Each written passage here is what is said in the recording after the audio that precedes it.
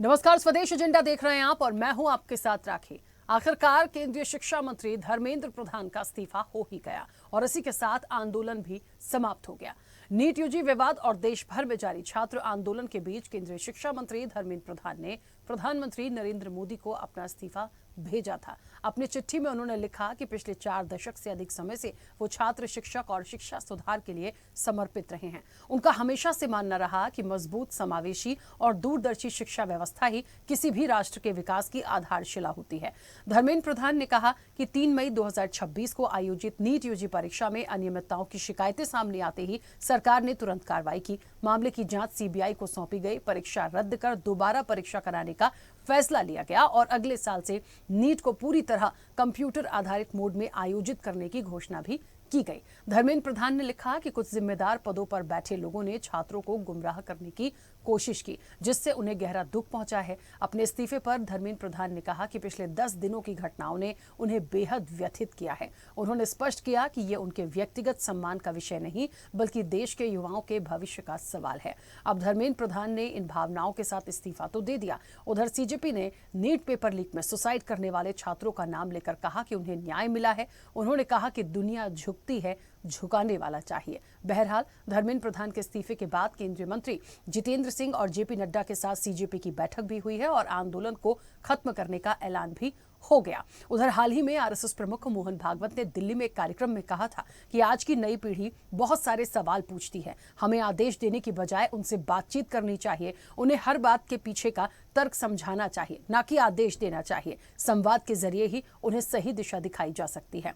हम मनमानी करेंगे, शक्ति से सबके मालिक बनेंगे, ऐसा नहीं हो सकता। उनका ये बयान ऐसे समय आया जब देश में पेपर लीक के मुद्दे को लेकर छात्र जंतर मंतर पर प्रदर्शन कर रहे थे और धर्मेंद्र प्रधान का आरएसएस से काफी जुड़ाव रहा है। तो क्या माना जाए कि ये इस्तीफा मोहन भागवत की नसीहत के बाद हुआ है? देखिए, सवाल कई हैं। देश भर से धर्मेंद्र प्रधान के इस्तीफे के बाद राजनीतिक और बॉलीवुड से भी कई प्रतिक्रियाएं आई हैं। आज हम इसी पर विस्तार से चर्चा करेंगे। उससे पहले आपको सुनाते हैं किसने क्या कुछ कहा आज।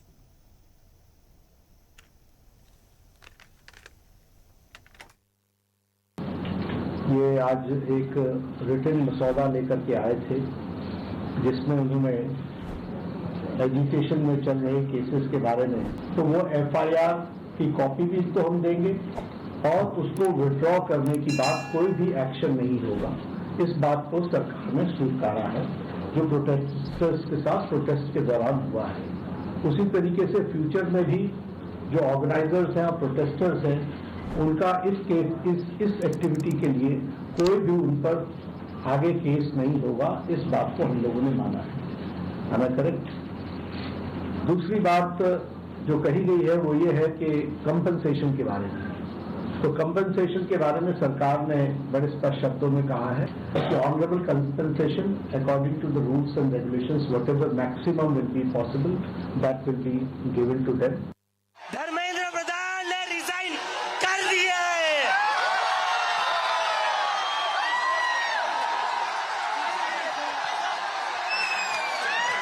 We have bloody done it. क्या कहते थे ये? क्या कहते थे? इस सरकार में इस्तीफे नहीं होते। आज कुछ देर पहले धर्मेंद्र प्रधान जी ने इस्तीफा दे दिया है। इसका मतलब हमारी पहली मांग, जो इस पूरी प्रोटेस्ट की पहले दिन से मांग की, 6 जून को जब हम पहली बार जंतर मंतर आए थे, तो धर्मेंद्र प्रधान जी ने इस्तीफा दे दिया है, जिसका मतलब है कि हमारी पहली मांग जो है मान ली गई है। On that note, the Corporate Janata Party declares that we withdraw the agitation in good faith and understanding that the agreed upon terms will be executed within the agreed upon timelines. तो मैं जो कदम सरकार ने और धर्मेंद्र प्रधान जी ने लिया उसका स्वागत करता हूँ, सम्मान करता हूँ और सभी देशवासियों को बधाई देता हूँ कि ये एक लोकतंत्र की जीत है। देश की युवा पीढ़ी को मैं बधाई देना चाहता हूं और धन्यवाद देना चाहता हूं सीजेपी के हमारे टीम और भाइयों और बहनों को, जिन्होंने ये मुद्दा उठाया सबसे पहले, और जो वॉलंटियर्स जिन्होंने उनका साथ निभाया, जो देश भर से छात्र और युवक और बड़े लोकतंत्र के लिए खड़े हुए। ये जो शक्ति है लोकतंत्र की वो हमारी शांति से हुई है, ना कि हमारे बाजुओं के बल से। कि जो जिस शैली में हम पहले करते थे अभी थोड़ी अपनी शैली बदलनी पड़ेगी। तो एक तो बहुत अधिक अपनापन देने की जरूरत है, समय देने की जरूरत है और संवाद करने की जरूरत है। डिक्टेशन नहीं, डिस्कशन, ऑर्डर नहीं, कॉन्सेंसस। तो उनको इसके अवसर देने चाहिए, उनको अवसर देना चाहिए। तो इससे एक बंधन बनता है, एक व्यापकता आती है सोचने के दायरे में और मनुष्य व्यक्तिवादी नहीं रहता। बीजेपी के कैबिनेट में चर्चा हो रही है कि सोल्यूशन है कि धर्मेंद्र प्रधान को दूसरी मिनिस्ट्री में डाल दो। ये किसी के लिए एक्सेप्टेबल नहीं है।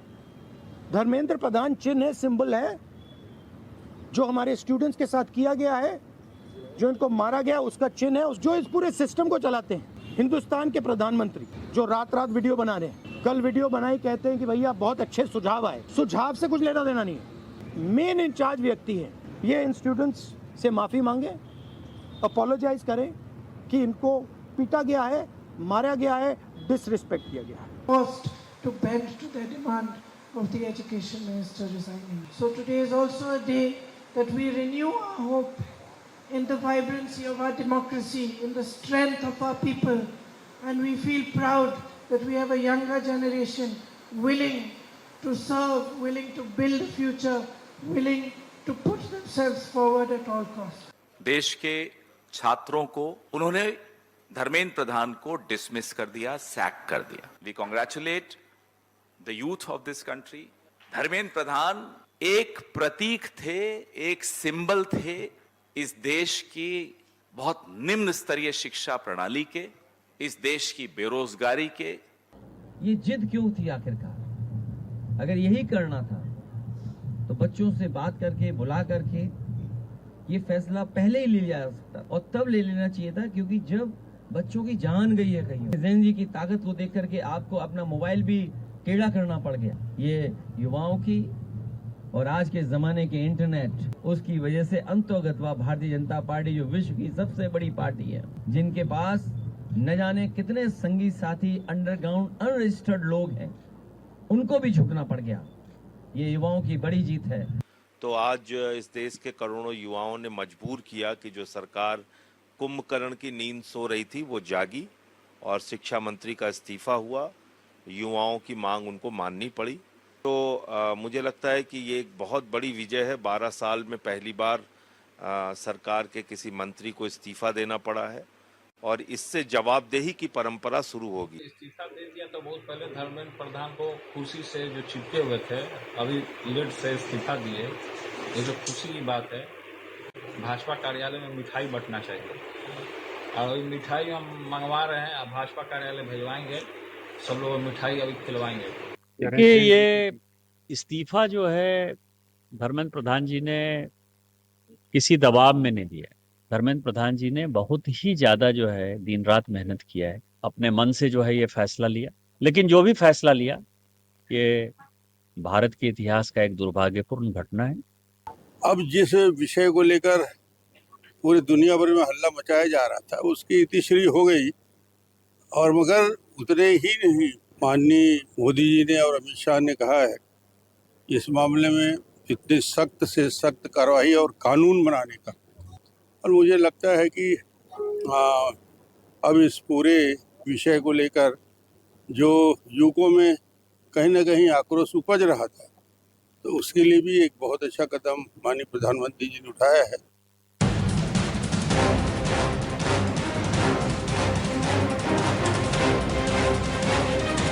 धर्मेंद्र प्रधान ने रिजाइन कर दिए।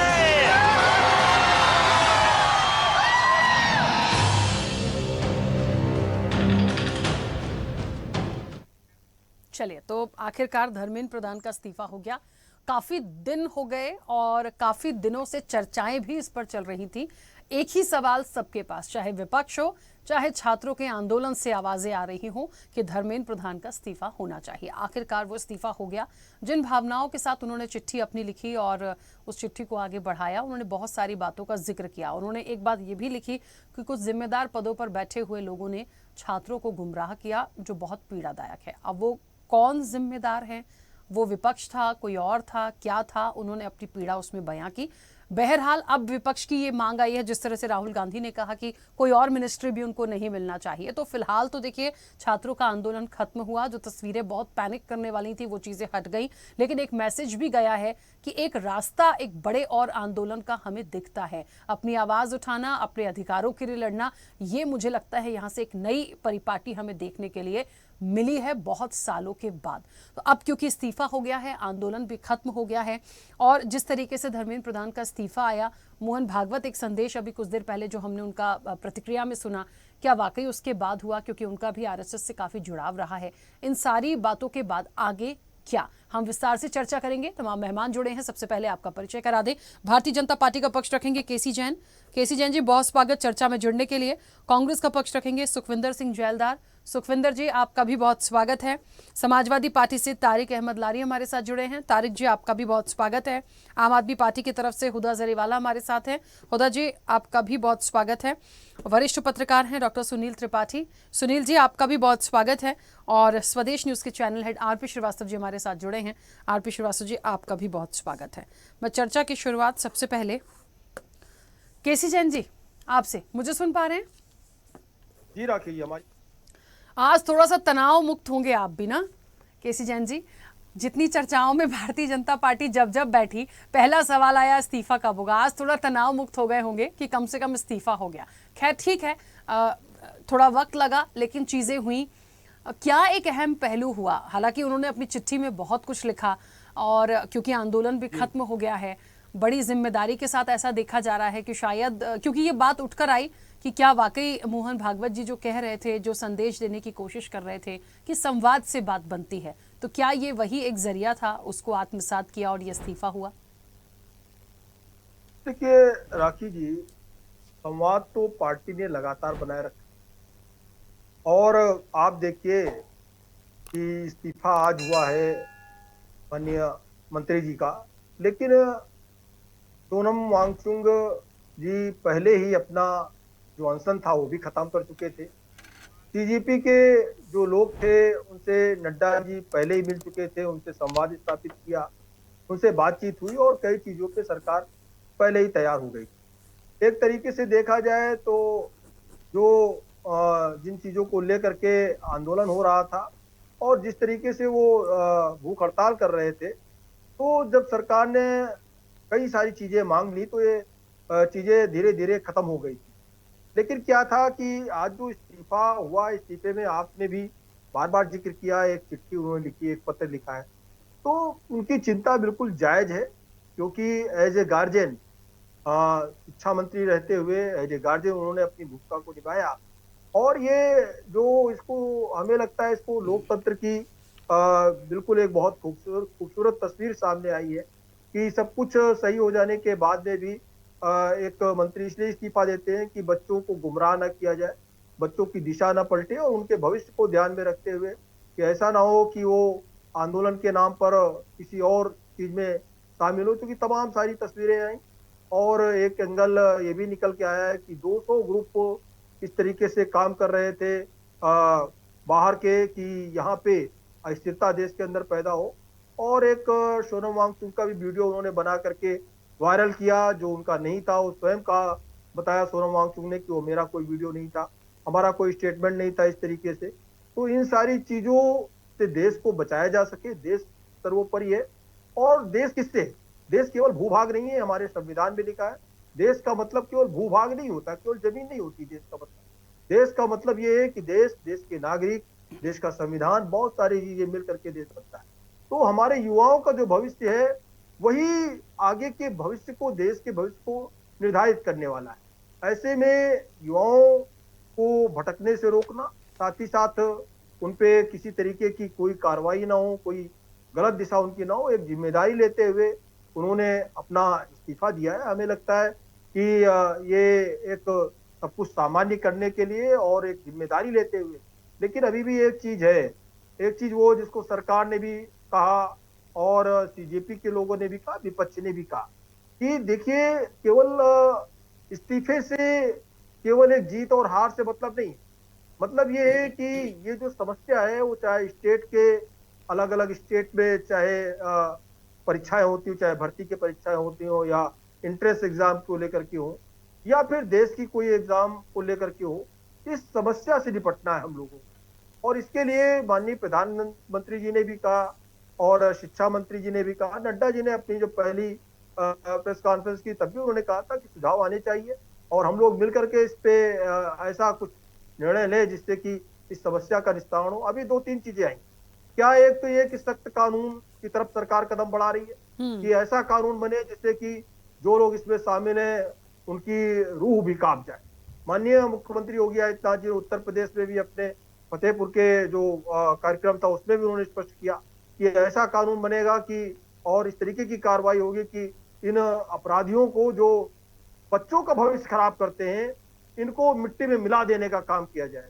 और सरकार ने भी कई करोड़ रुपए की उनके ऊपर जो फाइन है वो, साथ ही साथ बड़ी सजा 10 साल तक की सजा, क्योंकि 7 साल के ऊपर की सजा में बेल नहीं है, गिरफ्तारी होनी है और 10 साल तक की सजा है। मतलब जो इंजीनियर्स क्राइम है उसमें उसको शामिल करते हुए एक बड़ी कार्रवाई के लिए, एक बड़ी तैयारी के लिए भी सरकार ने बात की है। हमें लगता है बहुत अच्छा हुआ है और छात्रों को जो एक संदेश दिया है माननीय शिक्षा मंत्री जी ने, हमें लगता है कि ये देश के लिए बहुत जरूरी है। ठीक है, चलिए जल्दी से वापस आऊंगी। सुखविंदर जी, मुझे सुन पा रहे हैं? जी, मुझे लगता है विपक्ष से हमारे साथ जितने लोग हैं उनसे ये मेरा एक कॉमन सा सवाल होगा कि अब ठीक है या अभी भी कोई आपत्ति है, क्योंकि छात्रों की जो आपत्ति थी वो चली गई, उनकी जो मांगे थी वो मान ली गई हैं और उन्होंने आंदोलन खत्म करने का ऐलान कर दिया, घर वापसी उनकी शुरू हो गई है। ठीक है, तो अब क्योंकि विपक्ष का भी यही एक मत था कि धर्मेंद्र प्रधान का इस्तीफा होना चाहिए, अब ठीक है या अभी भी कोई तकलीफ है? देखो, सरकार को सोचने में सरकार ने इस सब चीजों को बढ़ने दिया। जब पेपर लीक हुआ, सरकार ने सबसे पहले ये काम पहले क्यों नहीं किया? धर्मेंद्र प्रधान को जिम्मेवारी लेके रिजाइन खुद करना चाहिए था, इस्तीफा खुद देना चाहिए था। ये स्टूडेंट सीजेपी पार्टी और सोनू वांगचुक ने धरना प्रदर्शन शुरू किया। 36 दिन लग गए सरकार को। जब इनको लगा कि नेपाल और बांग्लादेश जैसे हालात हमारे देश में बन गए और जेट जैसे वहां पे युवा इकट्ठे होकर देश के खिलाफ और सरकार के खिलाफ सड़कों पे आए, यही माहौल हमारे यहाँ हो गया। जब संसद का घेराव किया स्टूडेंट ने, किस तरीके से बीजेपी की सरकार और पुलिस ने उन बच्चों को मारा गया, कील लगी हुई थी डंडों के अंदर, लड़कियों तक को मारा गया, घसीटा गया, जानवरों तक को ऐसे नहीं कोई पीटता। पूरी इंटरनेशनल मीडिया ने दिखाया, मीडिया ने दिखाया और वहां पे प्रदर्शन भी हुआ, स्टूडेंट के हक में वहां पे नारे लगे। तब देश की सरकार जागी, तब ये प्रशासन जागा, तब मोहन भागवत जी ने भी बयान दिया, तब जाके सरकार को लगा कि अब हाथ से बात निकल चुकी है, तब जाके धर्मेंद्र प्रधान का इस्तीफा लिया। ये इस्तीफा पहले हो जाता, कम से कम उन लोगों को जिनके बच्चे गए। देखिए, पहले तो बहुत, ये जो नीट का एग्जाम है या जो भी तैयारी करते हैं, पहले तो ये घर पे कोई नहीं कर सकता। ये सब चीजें एक इंस्टीट्यूट की फीसें, लाखों रुपये फीसें देके तब बच्चा तैयारी करता है। और बीजेपी की सरकार में 12 साल में 150 बार पेपर लीक हो चुका है। पिछले 5 साल में 90 स्टूडेंट सुसाइड कर चुके हैं। अभी 2026 में 22 स्टूडेंट ने सुसाइड कर लिया। आप सोचो उस माँ बाप की जिसने 20-22 साल का बच्चा किया, और वो बच्चा एक एक दिन उसकी आंखों का तारा, वो सपने देखता है माँ बाप कि किस तरीके से ये जब बड़ा होगा मेरे बुढ़ापे का सहारा बनेगा। उसके ऊपर खर्च करते हैं हम, बचपन से लेके उसकी पढ़ाई तक, आगे इंस्टीट्यूट का खर्चा देते हैं, उसकी तैयारी करवाते हैं, और फिर वो बच्चा पेपर लीक हो जाता है और इतना निराश हो जाता है। बच्चे के पास कोई ऑप्शन नहीं रह जाता, बच्चा क्या करे। पहले से टूटे हुए माँ बाप है, किस तरीके से कर्ज उठा के उन्होंने उनको पढ़ाया। अब दोबारा से पेपर लीक, सरकार ने तो खाली ये कह दिया कि पेपर लीक हो गया जी, पेपर कैंसिल करने से, आप ये देखिए पेपर लीक होने के बाद कैंसिल करने से उन हजारों लाखों युवाओं की जो इनका सपना था, उनके सपने चकनाचूर हो गए और दोबारा से फीस देने के सब में समर्था नहीं होती। और इसीलिए बहुत से बच्चे अपनी जान दे गए। लोग इतने डिप्रेशन में आ गए बच्चे कि लोग, उनके पास कोई चारा नहीं था। मैं एक पेरेंट्स की देख रहा था कि उसने कहा मेरे बच्चा, जब ये मुझे पता चला अखबार के अंदर आया कि पेपर लीक हो गया, मैंने सबसे पहले न्यूज़पेपर लगो दिया। तब मेरे बच्चे को इंस्टीट्यूट से फोन आ गया कि भाई आपका पेपर लीक हो गया और कैंसिल हो गया। तो कहता मेरा बच्चा डिप्रेशन में चला गया। आप देखो जिस माँ बाप के सामने किस तरीके से बच्चे ने सुसाइड कर लिया, लड़कियों ने सुसाइड कर लिया, और सरकार के ऊपर तब भी बच्चों से कोई लेना देना नहीं, सरकार को हमारी यूथ से लेना देना नहीं। अरे सरकार अमेरिका की है, हिंदुस्तान की है। अगर हम अपने बच्चों का ध्यान नहीं रखेंगे, किस काम की सरकार? अगर हम अपने यूथ का ध्यान नहीं रखेंगे, किस तरीके से, कहां से? जब हमारी पुलिस जो ब्लाइंड मर्डर तक सीबीआई, ईडी, पुलिस, जितने भी तंत्र है, जब ये ब्लाइंड मर्डर तक हल कर लेते हैं, क्या इनको पता नहीं चलता पेपर कैसे लीक हो जाता है? इसका लेकिन अब मतलब तो कहीं ना सारा कहीं सरकार की सुखविंदर जी, अब तो नियम कानून बनाने की बात हो गई, अब तो संशोधन बिल की भी बात हो गई, तमाम चीजें हो गई। तो मुझे लगता है इससे आगे इस्तीफा भी हो गया, अब आगे क्या? राखी जी, जब 2024 तक कानून ही बना था तब पेपर लीक नहीं होते थे। जब से कानून बना उल्टा पेपर ज्यादा लीक होने शुरू हो गए।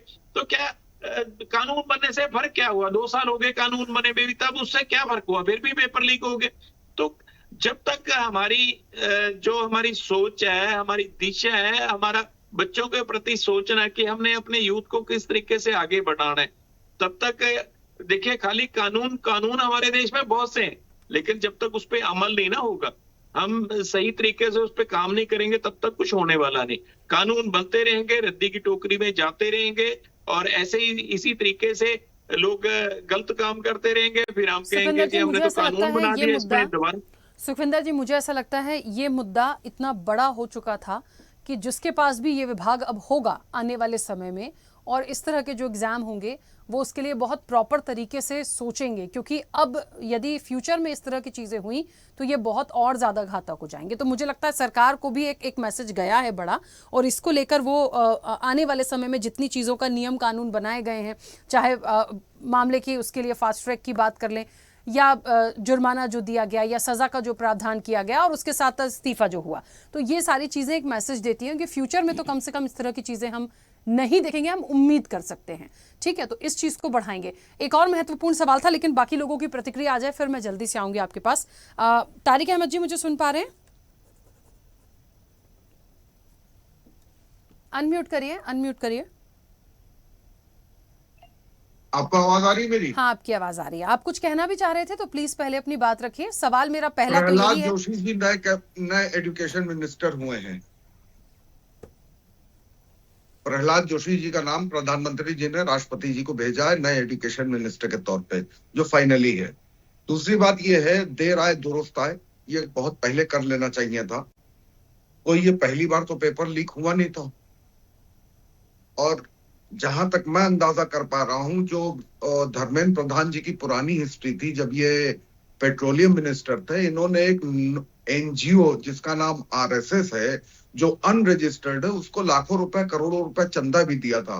क्या सरकार किसी भी एनजीओ, अनरजिस्टर्ड एनजीओ को करोड़ों रुपए चंदा देती है? तो मुझे बहुत शक है धर्मेंद्र प्रधान का हाथ है इसमें, ताकि करोड़ों रुपए बनाकर वो आरएसएस को फीड कर सके। नेचर है इस तरह का। बिल्कुल मुझे बहुत शक है कि ये धर्मेंद्र प्रधान का ही हाथ था पेपर लीक करने में, ताकि फंडिंग कर सकें ये आरएसएस को, जो एक अनरजिस्टर्ड संस्था है, और अनरजिस्टर्ड संस्था को फंडिंग करने के लिए हर हथकंडे अपनाए जाते हैं। जो बच्चों के साथ हुआ है बहुत ही गलत हुआ, वो होना नहीं चाहिए था। हो सकता मैं उस एज का हो सकता मेरा लड़का वहां जाता, हो सकता है बहुत कुछ हो सकता था। वो जो बच्चे मरे हैं उसमें हो सकता मेरा बेटा भी हो जाता, आपका बेटा भी होता, बच्चे सबके हैं घर में। तो ये काम तो बहुत पहले होना चाहिए था। मोदी जी कंट्रोल कर नहीं पा रहे हैं, कौन सी चीज कंट्रोल कर रहे हैं? महंगाई कंट्रोल कर नहीं पा रहे हैं, विदेश नीति कंट्रोल कर नहीं पा रहे हैं, घर का लॉ एंड ऑर्डर कंट्रोल कर नहीं पा रहे हैं, पेपर लीक कंट्रोल कर नहीं पा रहे। मतलब कोई भी मिनिस्ट्री ये कंट्रोल कर ही नहीं पा रहे हैं। और इनकी जो वो है निर्मला सीतारमण, वो कहती है चलिए बच्चों को मौका मिल गया पेपर लीक होने से। अरे वाकई में कहिए कि प्याज महंगा हो, कहती मैं तो प्याज ही नहीं खाती। अजीब लेडी है भाई। जो कहा जाता है कि कुछ सीनियर लोगों को हटा देना चाहिए, सीनियर होने के बाद यहाँ कुछ खाली हो जाता, वही लगता मुझे उनका खाली हो गया है। इस तरह के बयान देना, इस तरह के लूज टॉक करना, इसको बाकायदा, इसकी हिंदी लैंग्वेज कुछ और होती है, मैं वो कह नहीं सकता हूँ नेशनल चैनल पे। ये बहुत ही घटिया तरह की बातें, और घटिया लोग, घटिया बातें। बिल्कुल लग रहा है सड़क छाप लेडी है वो। लग रहा था कि सड़क छाप धर्मेंद्र प्रधान है। मोदी जी भी ऐसे लग रहा था सड़क छाप देता है। He is not the prime minister of India. I am very very upset with him. ये काम बहुत पहले होना चाहिए था। क्या ये होना जरूरी था? क्या मोदी जी एक इस्तीफा नहीं ले सकते थे या उनको रिशफल नहीं कर सकते थे कि हाँ हमने हटा दिया? क्यों नहीं किया इन्होंने? ये कौन सा तरीका, मैं आज तक नहीं समझ पाया हूं। मैं सिर्फ एक ही सरकार की बात नहीं, मैं हर सरकारों की बात कर रहा हूं। पेपर लीक हर सरकार में हुए हैं, हर केंद्र सरकार में और स्टेट गवर्नमेंट में हुए हैं। क्यों नहीं वहां पे एक्शन लिया जाता है? पेपर लीक होता है तो सीधे सीधे एजुकेशन मिनिस्टर जिम्मेदार है इसका। कहां पे हो रहा है वो देखना उनका काम है। कहीं कहीं तो एजुकेशन मिनिस्टर को पता ही नहीं होता है कि पेपर लीक हो गया। लेकिन इसमें तो मुझे धर्मेंद्र प्रधान का पूरा हाथ दिख रहा है, क्योंकि ये एक अनरजिस्टर्ड एनजीओ को जब सरकारी फंडिंग दे सकते हैं तो ये पेपर लीक करके उससे करोड़ों रुपया अरबों रुपया कमाकर आरएसएस को फीड कर सकते हैं। ये मुझे शक है इस आदमी के ऊपर। He should be behind bars. He is not a nice person. वो अच्छा आदमी नहीं है, बिल्कुल नहीं है। अब रही सोनम वांगचुक जी की, तो इन्होंने किया है, बहुत अच्छा किया, लेकिन मैं जनता से कहूंगा दूसरा अन्ना हजारे पैदा ना होने दीजिएगा, बेवकूफ ना बनिएगा। खास तौर से जेनजी से बात करूंगा और उन लोगों से बात करूंगा जो इस आंदोलन में साथ थे। दूसरा अन्ना हजारे पैदा ना होने दीजिएगा। आप लोगों ने एक अन्ना हजारे पैदा किया था, आज कहां खड़े है पूरा देश ये आप देख लीजिए। जब निर्भया कांड हुआ था आप लोगों ने समझा कि कांग्रेस की सरकार है और कांग्रेस तो हिंदुओं का अगेंस्ट है और महिलाओं का अगेंस्ट है, रेपिस्ट के साथ है, जबकि ऐसा नहीं था। ये सारी फंडिंग बीजेपी ने करके अन्ना हजारे को खड़ा करके वो आंदोलन कराया था। केजरीवाल भी बीजेपी के साथी थे। ऐसा नहीं है कि केजरीवाल बीजेपी के साथी थे, पक्का साथी थे। और उनको वहां खड़ा करके वहां पे जनता को बेवकूफ बनाया इन लोगों ने। इसलिए मैं कह रहा हूं, चाहे सोनम वांगचुक हो चाहे तारिक अहमद लारी हो, दूसरा अन्ना हजारे पैदा ना होने दीजिएगा, बिल्कुल ना पैदा होने दीजिएगा, नहीं तो पछताएंगे। अभी तो बिक रहा है, बाद में आप गिरवी हो जाएंगे। ये देश गिरवी हो जाएगा। अभी तो बेचने की कोशिश में लगे हुए हैं, बाद में ये देश बिक जाएगा, आप लोग फिर से गुलाम बन जाएंगे। ये तय बात है। और गुलाम सिर्फ 2 लोगों के बनेंगे, 3 लोगों के। ठीक है तारिक जी, जल्दी से वापस आऊंगी। मुकेश जी सुन पा रहे हैं मुझे? आम आदमी पार्टी से हमारे साथ मुकेश जी जुड़ गए हैं। हाँ मुकेश जी, बहुत स्वागत चर्चा में जुड़ने के लिए। और कई दिनों से आप भी चर्चाओं में जुड़ रहे थे, इस्तीफे की बात बार बार आ रही थी, आखिरकार हो गया। और उस इस्तीफे के बाद अब विपक्ष संतुष्ट है, क्योंकि मुझे ऐसा लगता है जो छात्र थे उन्होंने हर एग्जाम को लेके, जो एक परीक्षा प्रणाली होती है, शिक्षा में किस तरीके से सुधार की जाए, आगे की क्या स्ट्रैटेजी होगी, उन सारे पॉइंट्स पे बात रखी है और उस पे सब पे सरकार सहमत है। अब काम सिर्फ इम्प्लीमेंटेशन पर होना है। तो कम से कम इस्तीफा हुआ, देर आए दुरुस्त आए, कुछ भी कह लीजिए, अब संतुष्ट है विपक्ष? जी संतुष्ट वाली बात नहीं है राखी जी। झुकती है दुनिया झुकाने वाला चाहिए, कहावत है, और आज वो सत्य हो गई है।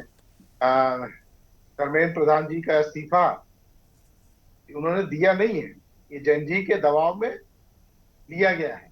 क्योंकि जो यहाँ देश का युवा, पूरा भारत का युवा जो सड़क पे निकला था शिक्षा नीति के खिलाफ, पिछले कई वर्षों से जो पेपर लीक हो रहे थे उसके खिलाफ, बेरोजगारी के खिलाफ, किसान के खिलाफ, उसका ये परिणाम है कि जो तानाशाह जी थे, तानाशाह ने अपने आप को समझ लिया था कि मेरे अलावा कुछ नहीं होगा। क्योंकि पिछली बार भी मैंने पिछले डिबेट में भी कहा कि इनके जो बड़े बड़े कद्दावर मंत्री है वो कहते थे कि भारतीय जनता पार्टी में इस्तीफे नाम की कोई चीज नहीं होती है। और वो इस्तीफा आज जैन जी ने लेके दिखा दिया कि अगर देश का युवा अगर सड़क पर उतरता है तो इस्तीफा क्या सरकार तक हिल जाती है। तो निश्चित ही इनको जब समय पे निर्णय लेना था, या जब सोनू वांगचुक जी अनशन शुरू किए थे तब उन्होंने नहीं देखा। ये इंतजार कर रहे थे ठीक है कुछ बच्चे हैं आए हैं तानाशाह के रूप में, जैसे इनके कई मंत्री, अभी पीयूष गोयल जी कह रहे थे कि इनको काकरोच को लटका देना चाहिए। मैं अभी कुछ देर पहले वीडियो देख रहा था पीयूष गोयल जी का, कि काकरोच को लटका देना चाहिए, मोदी जी को गुजरात की तरह इनको दिखा देना चाहिए। तो इतनी तानाशाह, इतनी घृणा देश में सत्ता में बैठे लोगों के ऊपर, ये ठीक नहीं था। और आज उसका परिणाम है। ये खुशी की बात नहीं है, ये उन युवाओं की जीत है। ये किसी का हार जीत का नहीं है, ये किसी पार्टी के लिए नहीं है, देश के युवाओं की जीत हुई है जो आज देश के युवाओं ने दिखा दिया कि अगर वो चाहेंगे तो सत्ता में बैठेंगे, नहीं तो नहीं चाहेंगे। और निश्चित ही आज युवाओं की जीत के लिए वहां पे जिन्होंने लाठी खाई, जिनके सर टूटे, एक मैंने पिछले उसमें भी कहा था, एक बच्ची आज भी आईसीयू में भर्ती है, वेंटिलेटर से बाहर आ गई है लेकिन भर्ती है। ये उनको सोचना चाहिए था कि क्या ये स्थिति पैदा क्यों करें। आज वो पहले चले जाते तो ये स्थिति पैदा नहीं होती। खैर, जो भी हुआ, अब नई शिक्षा नीति के लिए यही है कि जो जैन जी ने अपना प्रस्ताव रखा है, जो ड्राफ्ट तैयार करके दिया है, उस ड्राफ्ट पे कमेटी बने और जल्दी से जल्दी उसको इम्प्लीमेंट हो। और जो भी हो, आज किसी भी राज्य की सरकार हो, केंद्र की हो या अन्य राज्यों की, शिक्षा नीति के खिलाफ या किसी की भी क्रेडिबिलिटी बननी चाहिए, किसी भी डिपार्टमेंट की हो। अगर वहां पे कोई दोषी पाया जाता है तो निश्चित ही ऐसे मंत्रियों को हटाया जाए या उनसे इस्तीफा लिया जाए। और आज निश्चित देश के युवाओं की जीत हुई है, तो मैं वहां पे जो जंतर मंतर में बैठे थे उन सभी को मेरी शुभकामनाएं हैं। और एक नया अध्याय जो उन्होंने लिखा है शिक्षा नीति के खिलाफ, वो नया अध्याय लिखने जा रहा है। निश्चित ही देश में एक नई शिक्षा नीति, नया ड्राफ्ट तैयार होगा। तो जो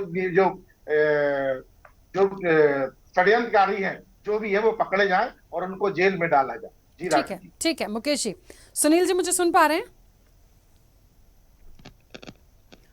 सुनील जी, आज एक बात आई है, एक तरफ इस्तीफा हुआ तो दूसरी तरफ ये बात आई छात्रों की तरफ से कि झुकती है दुनिया, झुकाने वाला चाहिए। ठीक है, तो क्या ये माने कि जितने भी जेनजी थे उन्होंने सरकार को झुका दिया, या फिर ये माना जाए कि वाकई चाहे हम मोहन भागवत की बात को एक नसीहत के तौर पे लें कि शायद उसको समझा और एक वक्त लग गया, क्योंकि आज उन्होंने अपनी चिट्ठी में भी लिखा 10 दिनों से काफ़ी व्यथित था इस पूरे मुद्दे को लेकर, इन सारी घटनाओं को लेकर। हालांकि क्योंकि देर हुआ, पहले अभी भी देखिए सभी लोग ये कह रहे हैं पहले ये चीजें होती तो इतना पैनिक नहीं होता, तब भी वही सारी बातें हो रही होती, लेकिन अब तो बहुत देर बाद सारी चीजें हो गई हैं। लेकिन आने वाले समय के लिए ये क्या संदेश देता है, ये आंदोलन, सरकार का इस तरीके से एक मिनिस्टर का इस्तीफा हो जाना, उन बयानों का क्या जिसमें सरकार कहा करती थी कि हमारे यहाँ इस्तीफे नहीं होते। सोनम वांगचुक की पत्नी कह रही हैं, गीतांजलि वांगचुक, की विश्व गुरु जो असली है वो ये छात्र हैं, ये होते हैं विश्व गुरु। क्या मैसेज है इन सब बातों का? देखिए राखी जी, मैं तो आप साथ डिबेट में बैठा और हमने भी सुझाव दिया था कि इस्तीफा कोई बड़ी बात नहीं है। हमारे बच्चे सबसे ज्यादा हैं, मंत्री की इस्तीफा अगर मांग रहे हैं तो दे देना चाहिए, सुरक्षा दे देना चाहिए। मैंने तो कई बार भी कहा, और मैंने पहले भी कहा था कि जहां संवाद की सीमा खत्म होती है वहां ईर्ष्या, द्वेष और जंग की शुरुआत होती है। अगर ये संवाद स्थापित हो गया होता तो शायद हमारे बच्चे भी सेफ होते और हमारे पुलिसकर्मी भी सेफ होते, और जो विपक्ष रोटियां सेक रहा था उसकी रोटियां बंद हो गई होती। लेकिन ये भाजपा के तानाशाही रवैया का ही परिणाम है जो ऐसी घटना घटित हुई है। राखी जी, अभी कांग्रेस के प्रवक्ता कह रहे थे कि जेनजी नेपाल, बांग्लादेश, अरे सोचना चाहिए कि वो नेपाल बांग्लादेश की मातृभूमि नहीं है सरदार जी, ये भारत की मातृभूमि है। जेनजी पिटता रहा, लाठियां खाता रहा, लेकिन उसने किसी मकान, घर, दुकान नहीं तोड़ा।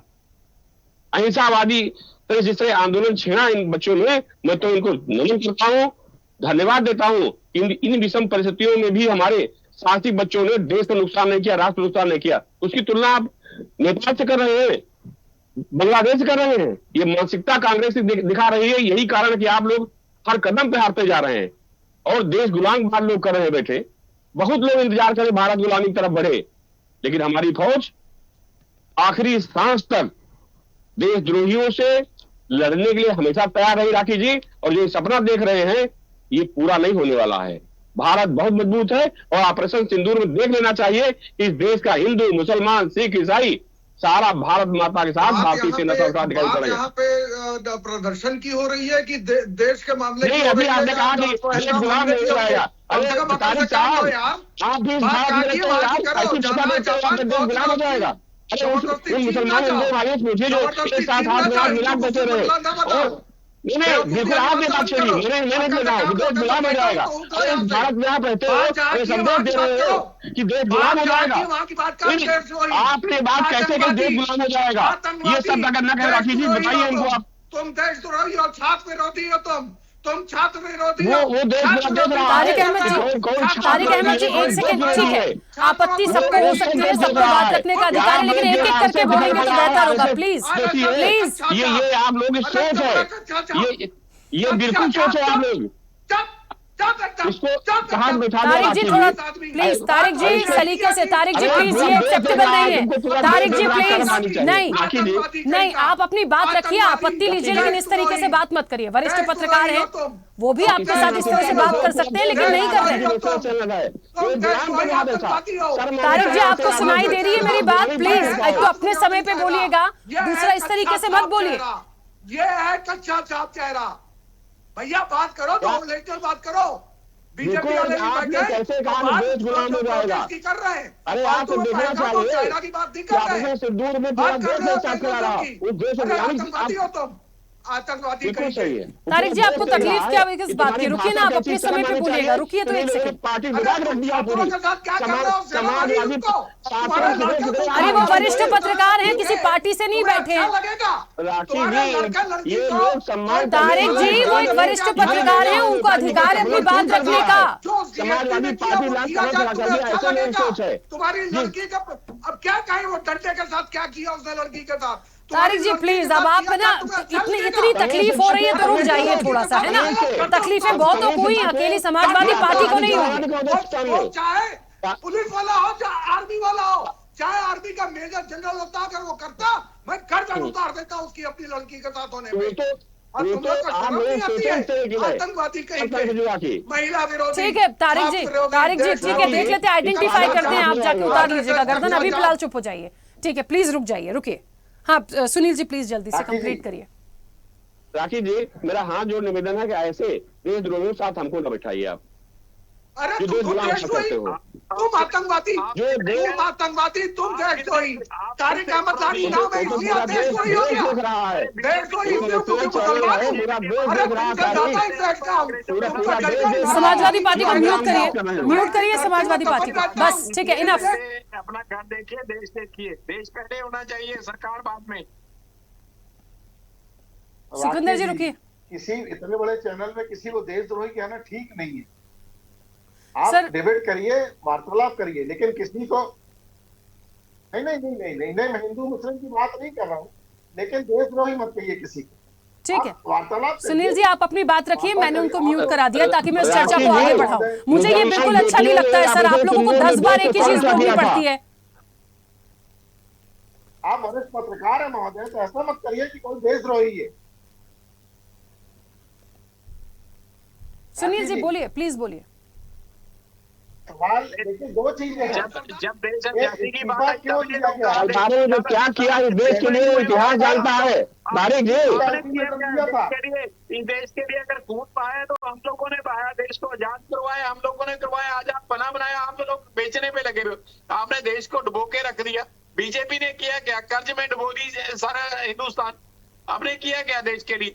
देखिए मुझे ऐसा लगता है, चाहे कांग्रेस हो, समाजवादी पार्टी हो या कोई भी हो, यदि आप लोगों को तकलीफ हो रही है ना, तो पूरे देश में सबको तकलीफ हुई है। जो कुछ भी वहां हुआ इसकी तकलीफ सबको है, तो आप लोग इस तरह की बातें मत करिए ना, सिर्फ अकेले इस तरह की बात करके हमदर्दी मत जताइए ना। एक दूसरे पे उंगली उठाने से राखी जी कोई औचित्य नहीं है। मैं वही बात कर रही हूँ, हुआ वो दुर्भाग्य। ठीक है, सबके अपना मत रखिए, लेकिन इस तरीके से बात मत करिए, क्योंकि कोई किसी की यहाँ खामियां निकालने नहीं बैठा है। गलत हुआ है जो हुआ, सुनील जी के साथ गलत हुआ है। ठीक है, मेरा एक निवेदन है, देखिए एक रिक्वेस्ट मेरा और है, यदि सुनील जी आप लोगों के बीच में नहीं बोल रहे हैं तो आप लोग भी मत बोलिए, मैं वापस से समय दूंगी, अपनी आपत्ति दर्ज कराइए, पर प्लीज ऐसे किसी भी शब्द का प्रयोग मत करिए कि आप लोग एक दूसरे को तकलीफ पहुंचाएं, अच्छा नहीं लगता। मेरा रिक्वेस्ट है प्लीज, क्योंकि मेरे लिए तो आप सब लोग सम्मानीय हैं। यदि सुनील जी हैं तो तारिक जी भी हैं, तो मुकेश जी भी हैं, जितने पैनल में हैं, तो प्लीज एक दूसरे के लिए ऐसे शब्दों का प्रयोग मत करिए कि मुझे भी असहज महसूस हो। प्लीज मेरा रिक्वेस्ट है। सुनील जी जल्दी से कंप्लीट करिए। राखी जी मुझे कोई कष्ट नहीं होता है, हम पत्रकार हैं, लाठियां भी खाते हैं, गालियां भी खाते हैं, लेकिन जिसके पास जो होता है वही देता है। मुझे इसमें कोई दिक्कत नहीं, हमको आतंकवादी बता दे, देशद्रोही बता दे, तारिक जी जो बताना बता दे। हम मीडिया के लोग हैं, जनता के लिए पैदा हुए, जनता के साथ ही रहना, जनता के साथ ही मरना है। मुझे उसके कोई दुख नहीं इस बात का। एक खूब बोल रहे, जो बोलना बोलते रहे। मैं तो चौक में लाठियां भी, ईंटें भी खाए आऊं दंगे में, मुझे कोई गम नहीं है। सच्चाई ये है कि वास्तव में भी कह रहा हूं, भारतीय जनता पार्टी ने इस मामले में बड़ा विलंब किया, और विलंब न किया होता, मैं आते थे पहले कहा था कि इस घटना से पूरा देश आहत है, हम नहीं आहत हैं। जिस तरह से बच्चों के साथ दुर्व्यवहार हुआ उसकी तारीफ कोई देशवासी नहीं कर सकता है। और जो विलंब हुआ इसके लिए सरकार को प्रायश्चित करना चाहिए जिस तरह से। लेकिन ये जेनजी नेपाल के नहीं है, बांग्लादेश के नहीं है, हमारे भारत के लोग हैं। हम आपस में भले लड़े भिड़े, लेकिन जब देश संकट आता है राखी जी, तो सारे लोग एक साथ मुझे खड़े दिखाई पड़े। उस समय न कोई हिंदू होता है, न मुसलमान होता है, न कोई सिख, न ब्राह्मण होता है। और हुआ हो तो बता दिए 71 से लेकर जितनी जंगें हुई हैं, पूरा देश एक साथ खड़ा हुआ। मैं उसी बात कर रहा था, भले हमारे मित्रों को बुरा लगा, अलग बात है। देखिए राखी जी, एक सवाल और मैं पूछना चाह रहा हूं कि चलिए प्रधान जी का जो है इस्तीफा हो गया, क्या शिक्षा माफियाओं का काकस जो है वो तोड़ा जाएगा? अब चर्चा उस पर होनी चाहिए, सत्ता पक्ष और विपक्ष दोनों। उसमें कह रहा हूं कि प्रधान जी के इस्तीफे के बाद जो काकस फैला है, हर सरकारों में सारे प्रवक्ताओं ने स्वीकार किया कि इनका काकस सफल रहता है, पेपर लीक होते चाहे जिसकी सरकार हो। तो मैं चाह रहा हूं कि ऐसी व्यवस्था आप लोग लेके आए कि जो इस तरह शिक्षा माफिया बैठे हैं, उन बच्चों को भेज रहे हैं जिनके ऑपरेशन से पेशेंट के पेट से कैंचियां निकल रही हैं, रुमाल निकल रहे हैं, कम से कम उनके ऊपर रोक लगाइए। जो योग्य प्रतिभावान व्यक्ति है उसका जाति धर्म देखिए, उसको डॉक्टर बनाइए। अच्छा योग्य पहुंचेगा तो उसकी सोच अलग होगी। और ऐसे बैकडोर लोग पहुंचे राखी जी, तो उनकी सोच भी ऐसे होंगे, काम भी ऐसे होंगे। तो अब जरूरत हमको इस बात की है कि हमारे वहां जो शिक्षा माफिया इस तरह बैठ रहे हैं, उनको वरदहस्त प्राप्त हो। और उस पर भारतीय जनता पार्टी जो कानून बनाने की बात कही नरेंद्र मोदी जी ने, मैं भी समर्थन कर रहा हूं, पूरा देश समर्थन कर रहा है कि ऐसा कानून बने कि लोग कांप जाए, सोचे ना कि हम ऐसा गलत काम करें। और अगर हमारे देश में कानून न होते, आप 500 एक्ट बना, तो ऐसा नहीं कि एक्ट बनने के बाद अपराध एकदम खत्म हो जाए, लेकिन भय है लोगों में कि 500 एक्ट में अगर हम कहीं गड़बड़ करेंगे तो जेल भी जाना पड़ेगा। और फास्ट ट्रैक कोर्ट बन जाता है तो बहुत अच्छी बात है। अभी देखिए बहराइच में राखी जी, एक जज साहब ने 1.5 महीने में 500 एक्ट में फांसी की सजा दी है। ऐसे न्यायाधीशों में सलूट करता हूं कि विलंब डेट पे डेट नहीं होनी चाहिए। ऐसे जो केस है उनका तत्काल निपटारा करके और जो अपराधी है उसे मृत्युदंड देना चाहिए। जी राखी जी। ठीक है सुनील जी। आरपी श्रीवास्तव जी, क्योंकि शिक्षा मंत्री अब प्रधान तो नहीं रहे, इस्तीफे से समाधान निकलने की बात हो रही है। एक समाधान तो निकला कि इतना बड़ा आंदोलन खत्म हुआ, सभी अपने घर को लौटना शुरू कर चुके हैं। आगे की जो रणनीति है, जो एग्जाम्स को लेके ये कह रहे हैं, और एक बड़ी अपडेट अभी तारिक जी ने भी कही और एक अपडेट बड़ी आ भी गई है कि प्रहलाद जोशी को शिक्षा मंत्रालय का अतिरिक्त प्रभार दिया गया है। तो ये एक बड़ी जिम्मेदारी भी होगी। और इस तरह के लेकिन आंदोलन से क्या मैसेज गया, कैसे ओवरऑल आप इस घटनाक्रम को देखते हैं? देखिए राखी जी, जिस तरह से नीट का पेपर लीक होता हुआ है, और अभी सुनील जी ने कहा भी कि विलंब से इस्तीफा हुआ, बिल्कुल सही है। इसको पहले से ही डैमेज कंट्रोल किया जा सकता था, ऐसा कुछ नहीं है। जो कानून बनाने की बात है, अभी प्रधानमंत्री जी ने भी कानून संशोधन करने की बात कही, फास्ट ट्रैक कोर्ट की बात करी, तो ये सारी चीज़ें जो है पहले से भी कर देना चाहिए था। 30 दिन 40 दिन बैठ करके आंदोलन का इंतज़ार नहीं करना चाहिए था। फिलहाल जो भी हुआ अच्छा हुआ, और देर से आए दुरुस्त आए। कम से कम ये ज़रूर है कि सरकार ने जो युवाओं की बात माना, उनको ये लिया, ये पार्टी पॉलिटिक्स से ऊपर हट के बात होनी चाहिए। एक सबसे बड़ी बात है कि जो आंदोलन हुआ और जिसके तहत इतना बड़ा एजिटेशन खड़ा हुआ, ये सरकार के लिए भी एक बहुत बड़ी चुनौती है आने वाले समय में। ऐसा कुछ भी नहीं होना चाहिए जिससे देश का युवा सामने आए, जेन जी सामने आए। और शायद जेन जी ने अपनी ताकत दिखाया। पहले ये लगता था सरकार को कि ये कहीं न कहीं पर इनको जो है शांत कर पाएंगे, या इनकी संख्या कम होगी, या आंदोलन कर नहीं पाएंगे, या जो भी रहा हो, जो मंशा रही हो। लेकिन मोहन भागवत जी के बयान के बाद उन्होंने जो कहा, जो उन्होंने जो है नसीहत दी, उसके बाद निश्चित रूप से सरकार को सोचने के लिए मजबूर होना पड़ा। उसका एक कारण और भी है कि भाई आप संवाद कीजिए। ज़रूरी नहीं है कि पहले लाठी डंडे से दबाइए, फिर उसके बाद जब उससे बात नहीं बने तो संवाद कीजिए। तो हमें लगता है कि ये जिस तरह की बातें निकल के आई हैं, धर्मेंद्र प्रधान जी एक अच्छे मिनिस्टर रहे हैं, बहुत सालों तक उन्होंने काम भी किया है। ऐसा नहीं है कि कोई नए और उनको जानकारी नहीं है। लेकिन सवाल ये उठता है कि नीचे क्या हो रहा है, कौन सा रैकेट काम कर रहा है, कौन सा कागज काम कर रहा है, क्या जो है जो जिस तरह के पेपर लीक हो रहे हैं, शिक्षा माफिया पनप रहे हैं, तो इनको देखना सरकार का काम है। नहीं इनमें विपक्ष की कोई भूमिका है, न किसी और की है। जब छात्रों को ये लगा कि इस तरह की अगर स्थितियां होंगी तो आने वाले समय में आप देखिए कितने लोगों ने सुसाइड किया। आपने देखा होगा जंतर मंतर पर धीरे धीरे भीड़ बढ़ने लगी। मुझे लगा कि अगर आज इस्तीफा नहीं होता शायद पूरे देश भर से एजिटेशन हो रहा था। और ये भी है कि वो लोग जैन जी, यहाँ तक जैन अल्फा भी आ गए, और तमाम लोग इसके पीछे लग गए। तो सरकार को तो सख्ते में आना एकदम वाजिब था, क्योंकि सरकार को इसके बारे में सोचना चाहिए। और दूसरी बात, जहाँ तक संवाद की बात, चाहे अपने पत्रों के माध्यम से धर्मेंद्र प्रधान जितनी भी पीड़ा बता लें, वो एक अलग बात है, लेकिन एक बात जरूर है, ये संवाद खुद वही कर सकते थे, या इतनी बड़ी टीम खड़ा करना और आंदोलन को ये करना, इस आंदोलन के पीछे कोई पॉलिटिकल पार्टी नहीं थी। सीजेपी को आप करते हैं, लेकिन एक जो है ऐसा संगठन जिसका अचानक उदय हुआ हो, और उसको इतनी ताकत कैसे मिल गई? इसलिए मिल गई कि उनको युवाओं का समर्थन मिल गया। लोगों को बात वाजिब लगी कि भाई ये ऐसे पेपर लीक होते रहेंगे, बहुत सारी परीक्षाओं के, अब तक कितने हजारों सैकड़ों पेपर लीक हो चुके हैं विभिन्न परीक्षाओं के। और नीट तो देश की ऐसी परीक्षा है जिसे आप ये कह सकती हैं कि जहाँ पर डॉक्टर्स बनना है, एक बड़ी प्रतिष्ठित ये जो परीक्षा है, और इसमें अगर इस तरह की स्थितियाँ आती हैं तो सरकार को ज़रूर सोचना चाहिए। हमें लगता है कि सरकार इस दिशा में प्रयास कर रही है। इवन देन जिस तरह का फैसले लेने जा रही है, अगर ये वाकई धरातल पर उतरते हैं तो राखी ये मान के चलिए आने वाले समय में कोई व्यक्ति हिम्मत नहीं कर पाएगा। जिस तरह के कड़े सज़ा के प्रावधान हैं, इन सबको अगर आप देखेंगे तो कोई भी व्यक्ति एक बार जो है इस तरह के पेपर लीक जैसी चीज़ों में आने से ज़रूर जो है कतराएगा, और ये प्रयास करेगा कि अगर हम ऐसा कुछ करेंगे तो सरकार का कानून, देश का कानून और सरकार का डंडा उसके पीछे घूमता रहेगा।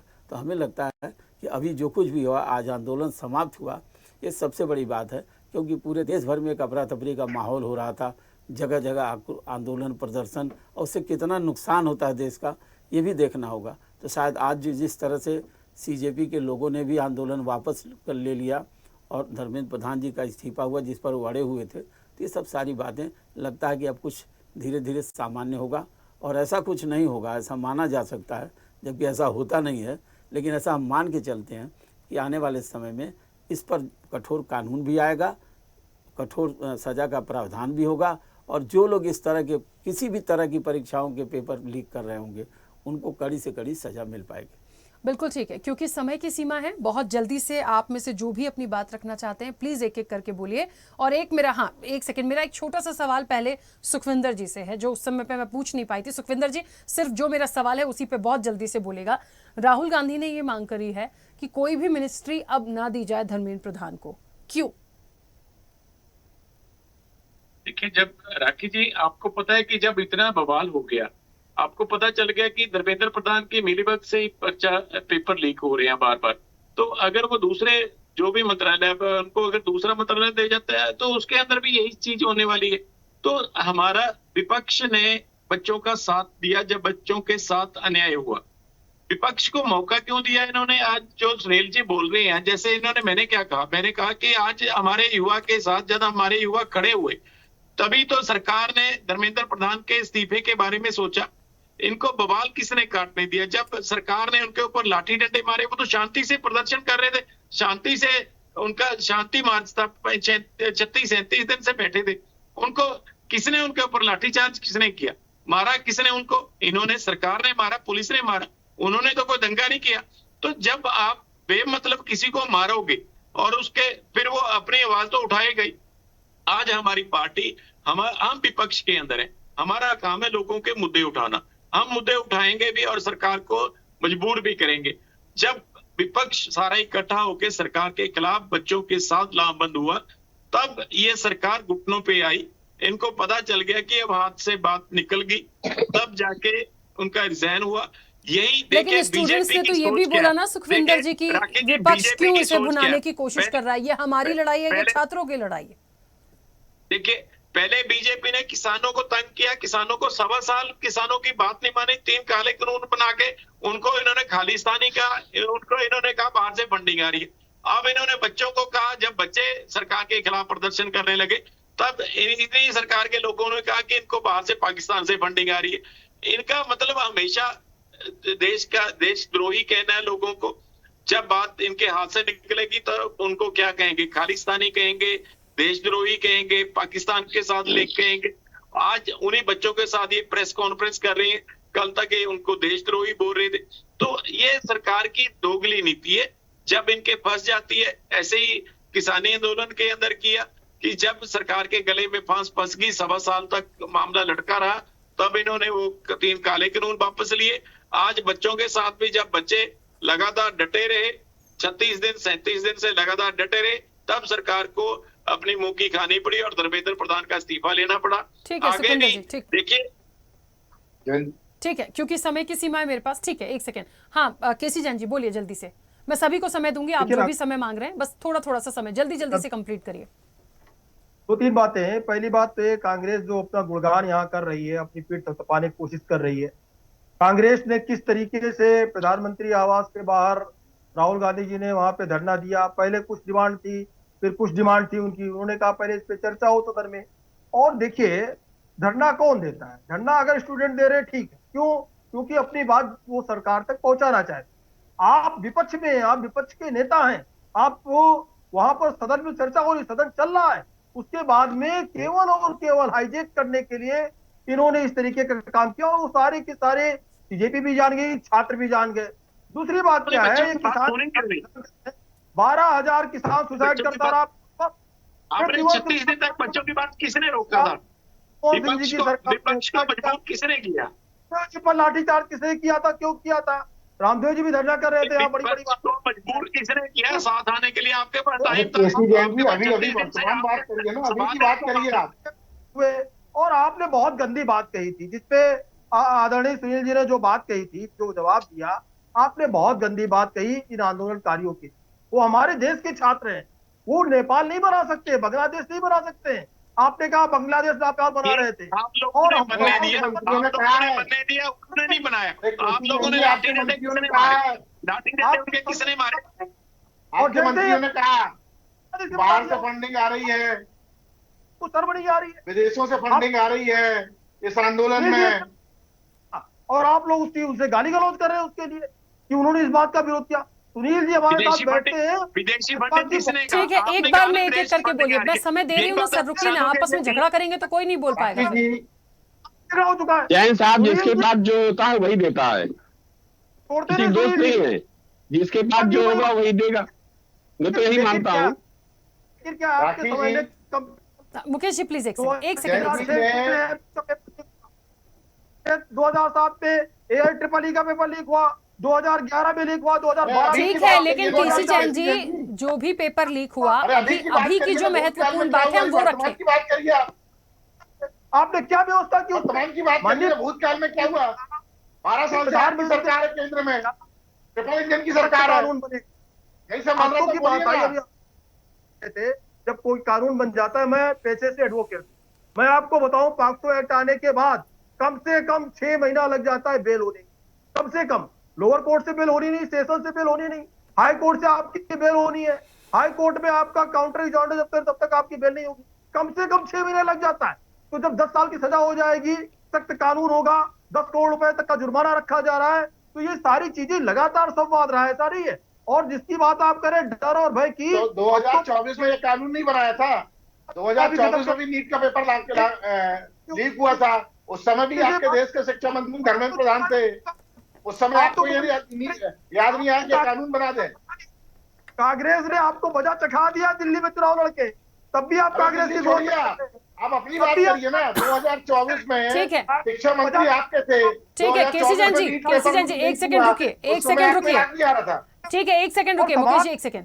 केसी जैन जी, ठीक है, एक सेकंड रुकिए, समय की सीमा है मेरे पास। तारिक जी समय मांग रहे हैं, जल्दी से अपनी बात रखिए। तारिक जी, 4 बार लाठीचार्ज किया शिक्षा मित्रों पे। ठीक है केसी जैन जी, प्लीज एक सेकंड रुकिए, देखिए सभी को थोड़ा समय देना है, प्लीज रुक जाइए। ठीक है, 2014-15 में आपने शिक्षा मित्रों पे लाठीचार्ज कराया, 13-14 में कराया, 15-16 में लाठीचार्ज कराया। अरे किसने क्या कराया, छोड़ दीजिए, आज की बात पे आ जाएं केसी जैन जी प्लीज, दूसरे सब्जेक्ट पे चले जाएंगे, फिर उस पे बैठना पड़ेगा। रुक जाइए, ठीक है।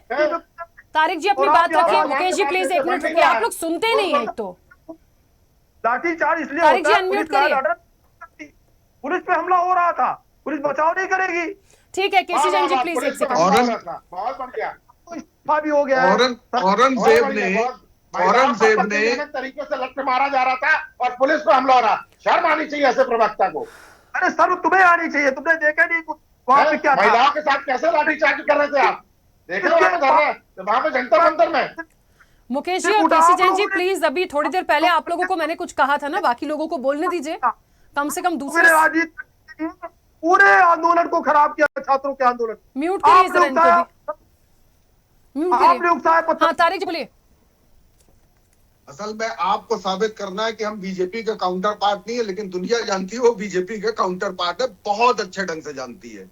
दूसरी बात ये है, जो ये कह रहे हैं हमारे शिक्षा में तो फलाने ढिमाके ठिकाने कह रहे हैं, अरे भाई औरंगजेब ने भी बहुत मारा है, उसको लेकर यहाँ प्रदर्शन करिए ना, आप कौन रोक रहा है आपको? अरे भैया आप आए हो, वी आर द चेंज, ये जेन जी है, ये जिस दिन पार्लियामेंट में घुसेगा ना वो एलओपी को समझेगा, ना नेता सदन को समझेगा, ना किसी सांसद को समझेगा कि वो बीजेपी है, कि वो कांग्रेस है, कि वो समाजवादी है। ये उल्टी खोपड़ी को होते हैं, और नौजवान आप भी रहे हैं, हम भी रहे हैं, हम लोग भी कूद जाते थे, मौत हो जाए कोई फर्क नहीं पड़ता हम लोग को, नौजवानों को।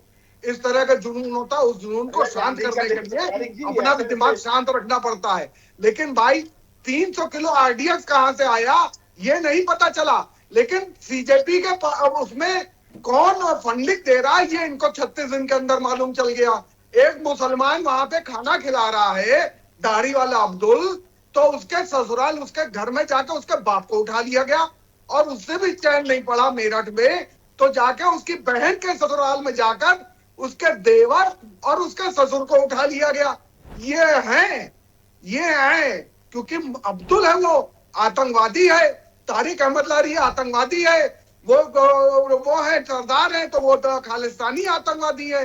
ये हम केजरीवाल मतलब अग्रवाल जी के, बीजेपी जी के, इनके ये जो कह रहे हैं कि हम पत्रकार हैं, तथाकथित पत्रकार, इनकी निगाह में भी हम लोग आतंकवादी ही हैं।